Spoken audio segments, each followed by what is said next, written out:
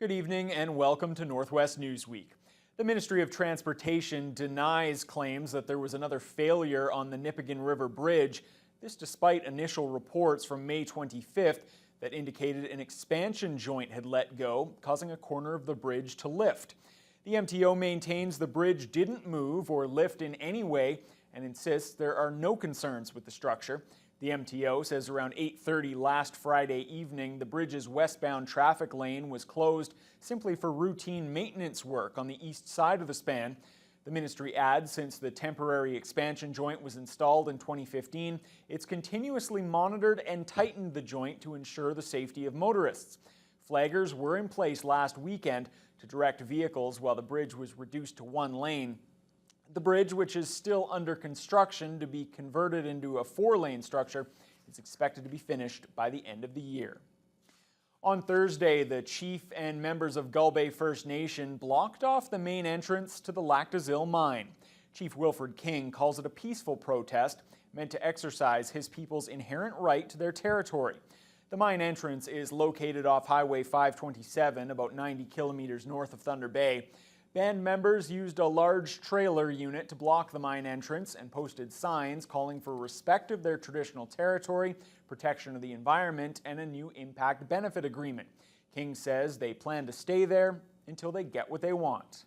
You know, this mine has been operating with impunity since it first opened, and there's been very little benefits realized by our community as a result of this operation. And we've had some, deals in the past, and we felt that there's still no respect for our community.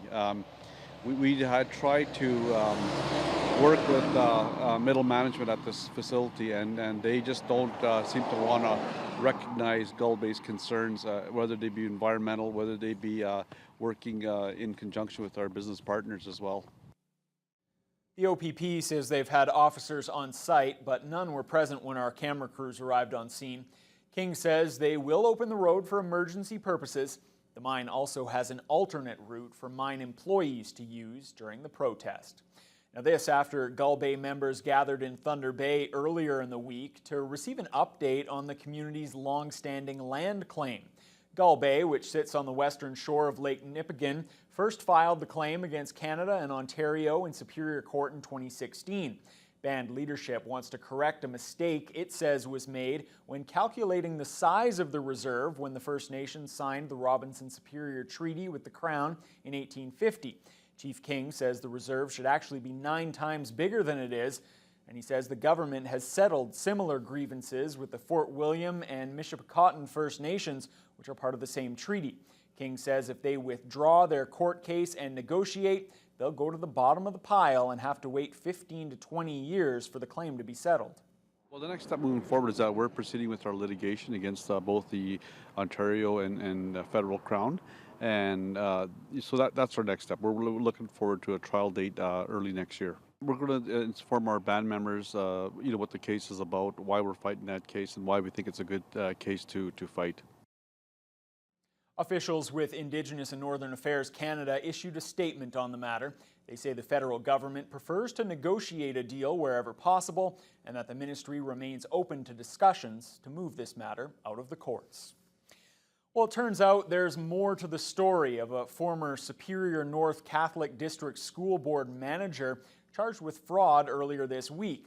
55-year-old Rodney McKinnon launched a lawsuit in early May suing the board, its chair, and 2 senior executives for about $1.8 million. McKinnon is claiming wrongful dismissal, harm to his reputation, and marriage discrimination. McKinnon and his wife, former director Alexa McKinnon, were both suspended from their positions in December and let go earlier this year.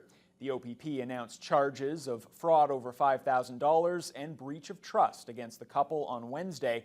None of the claims in the lawsuit have been proven in court, and there's no word as to when the case will go to trial. With the provincial election now just days away, the campaign has entered the final push. Progressive Conservative leader Doug Ford was in Thunder Bay Friday morning.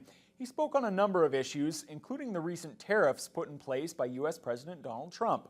Shane Pasquino has more. About 75 people, most wearing blue and holding signs, packed a conference room at the Valhalla Inn to show their support for PC leader Doug Ford. Ford was greeted by area PC members Derek Parks, Brandon Poshtuma, and Greg Rickford on stage before getting down to business. One of Ford's key points had to do with the recent tariff that had been issued by the United States, affecting steel and aluminum trade between Canada and the U.S. We have to make sure our companies are competitive by lowering taxes, getting rid of some of the regulations. It's staggering. There's 380,000 regulations. Make it easier for businesses to compete, and we will compete. We can easily compete against the U.S. and the rest of the world. We will create the environment. Ford then touched on lowering both gas prices and personal income tax, as well as eliminating income tax for people with minimum wage jobs. He then talked about Ontario's hydro rates and how he thinks they've been far too high for far too long. It's the mentality, making sure that you respect the taxpayers. And I can tell you one thing, we haven't seen any respect for taxpayers in the last 15 years. We're going to make sure that we reduce your hydro rates by 12%. Again, putting money back into your pocket instead of the government's pocket, giving small business owners a hand up. And my friends, we're going to make sure this province thrives like it's never thrived before. We're going to blaze a new trail of prosperity and opportunity and growth. We will create an environment. I always say the government doesn't create jobs, but we create an environment to create jobs. Ford's speech lasted just over 15 minutes before he was once again joined by Parks and Poshtuma for a photo shoot with supporters. Ford did not take any questions and wasn't made available to the media for interviews before he headed to his next campaign stops in Sault Ste. Marie and Kapuskasing. Shane Pasquino, TBT News. Residents in Sioux Lookout got a first-hand look at those aiming to become Kiiwetinoong's inaugural MPP. A grassroots organization managed to put together a debate on Wednesday for one of the largest ridings in Ontario. Adam Riley reports. Meet Christine Penner-Pauli, Saul Mamakwa, Clifford Bull, Doug Lawrence, and Kenneth Jones. These are the 5 candidates who wish to represent Kiiwetinoong on the provincial level. They were all in Sioux Lookout on Wednesday for an all-candidates debate. However, there wasn't much debate between the candidates as it was a chance for them to lay out where they stand on the issues affecting the riding. PC Clifford Bull laid out his position on the region's economy. For me, it was all about reconciliation, healing, prosperity, economic benefits for everyone, not only First Nations, but everybody that's in our riding. Bull's Liberal counterpart Doug Lawrence spoke on the problems of being underrepresented in the past. For too many years, our North has been ignored. There have been gaps in understanding, in representation, and in services. This is our opportunity, our new riding, an opportunity to elect an effective representative. When it came to the topic of the environment, Northern Ontario Party candidate Kenneth Jones targeted several angles. Banning the disposal of nuclear waste in Northern Ontario, developing a new water act for Northern Ontario to maintain the integrity of a clean water source, and review and modernize the Green Energy Act to ensure the longevity of Northern Ontario lands and wildlife. Green Party candidate Christine Penner-Pauli admitted her party's education platform might be controversial, but says the savings could be redirected into the classrooms. We actually think that it's important to start talking about integrating the two school systems because there's a lot of duplication. You know, school boards are competing for the same students. The NDP's Saul Mamakwa delved into his experience in healthcare delivery in the region. He says the investment of 76 new long-term care beds is a start, but more needs to be done. We are funded to have 54 physicians in Sioux Lookout. We only have 20 physicians, hired, and that is an example of why, sometimes the North is the voice of the voiceless, and we need to come out as one. When the topic of Doug Ford's recent promise of buck a beer was brought forward by a member of the audience, many of the candidates acknowledged the inherent issues with alcohol in the region and believe programs aimed at helping those suffering the effects of alcoholism are more important for the residents of Kiiwetinoong. Adam Riley, TBT News. In every election, candidates face difficulties along the way, but election officials are also being challenged, especially in that brand new riding. Kiiwetinoong is massive, taking up a third of the province's overall landmass, and it has a population density of just 1 person per 10 kilometers. Those long-distance challenges have made it a real learning experience for returning officer Cam Green. He says logistics are an issue, as ballots must be flown into each of the 27 remote communities, but he's confident that come Election Day, everything will run smoothly. Learned a lot from positive and negative things that have happened to us. I would definitely say that we're going to learn a lot from this one. We're going to take the input that the candidates have after the election and put them in play, some of the good ideas that they come up with. We want to make this riding very strong and let the voice be heard from the people. Green hopes in future elections there will be more advanced polling stations for those in remote communities. There were 5 advanced polling stations placed throughout the region this time around. Our coverage of the 2018 election candidates continues. This week, we're staying in the riding of Kiiwetinoong. The newly drawn riding is made up mainly of northern portions of the former Kenora Rainy River. It was created in an effort to ensure more Indigenous representation at Queen's Park.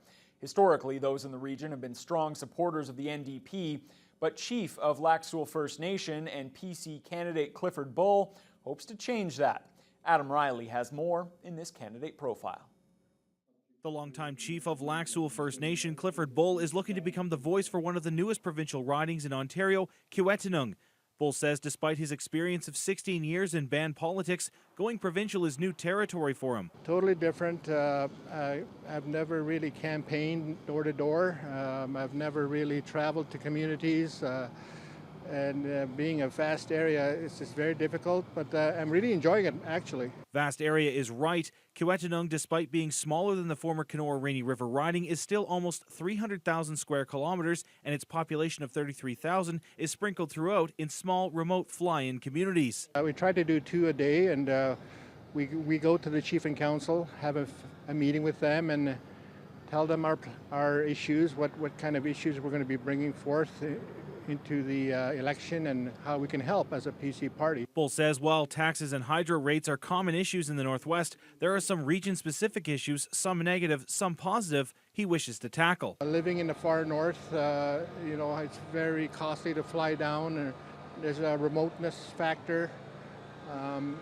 Opportunities also in terms of the Far North Act. There's confusion about the Far North Act from northern communities as to the meaning behind it, and maybe it sometimes limits their opportunities. And what does Bull think? Should voters select him to be the first MPP for Kiiwetinoong? I mean, it's a history in the making, and I'll be very humbled, and I would really I would thank the constituents for giving me the opportunity to represent them at the new riding. Adam Riley, Northwest Newsweek.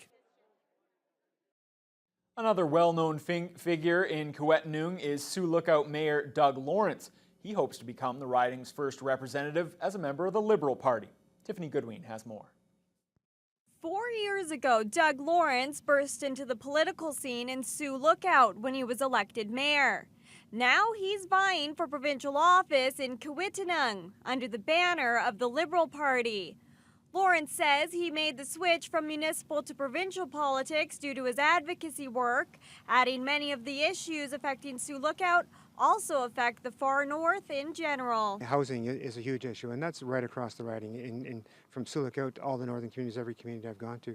Many of the communities, it's about the land and resources and resource sharing agreements, and some old land claims that need to be settled. Within Kiiwetinoong's boundaries lies part of the coveted Ring of Fire. Lawrence says it's good that some work has been done, but there's still more to be done before fully developing the area. I think the first thing to do is to engage with the communities fully, to listen to them, find out where they're at, and resolve issues at that level first. Running a campaign is an expensive endeavor, and the many remote communities make it very difficult to operate multiple campaign offices, which is why Lawrence has taken a unique approach with the mobile campaign office, in addition to flying. There's 8 driving communities right up to the Manitoba border. It takes us 5 or 6 hours to get over to Wabisumung and to Grassy Narrows, and on this side it's a 3-hour drive up to Pickle Lake. We opted to use this as a mobile wagon. Residents are set to pick their first representative this Thursday. Tiffany Goodwin, Northwest Newsweek. When we return, we continue to profile candidates in Kiiwetinoong from the NDP, the Greens, and the Northern Ontario Party.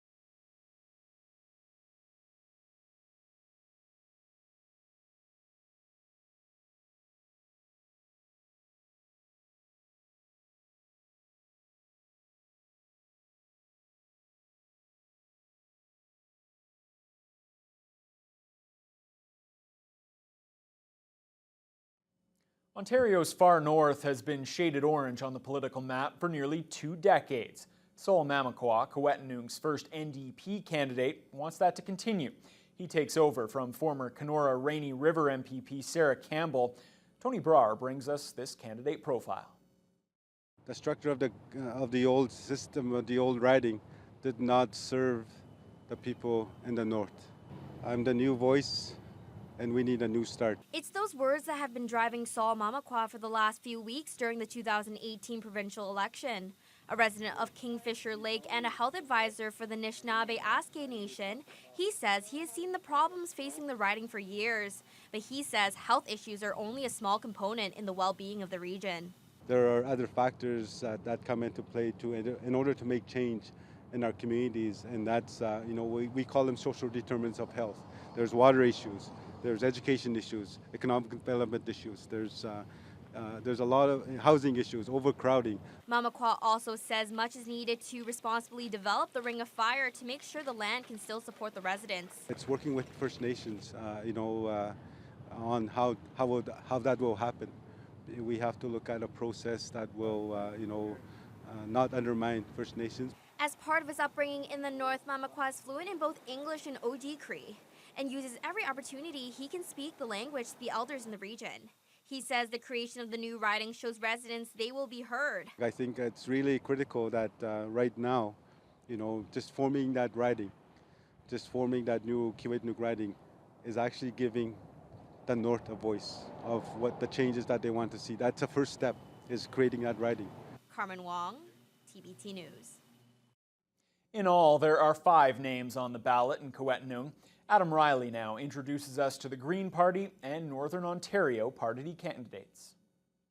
Green Party candidate Christine Penner-Pauli wants to provide an alternative for voters in Kiiwetinoong. A resident of Red Lake and with a background in both education and healthcare, she says she has seen the issues in the region and wishes to help solve them. I really wanted to use this opportunity to be that voice for people who don't usually have a voice in an election like this.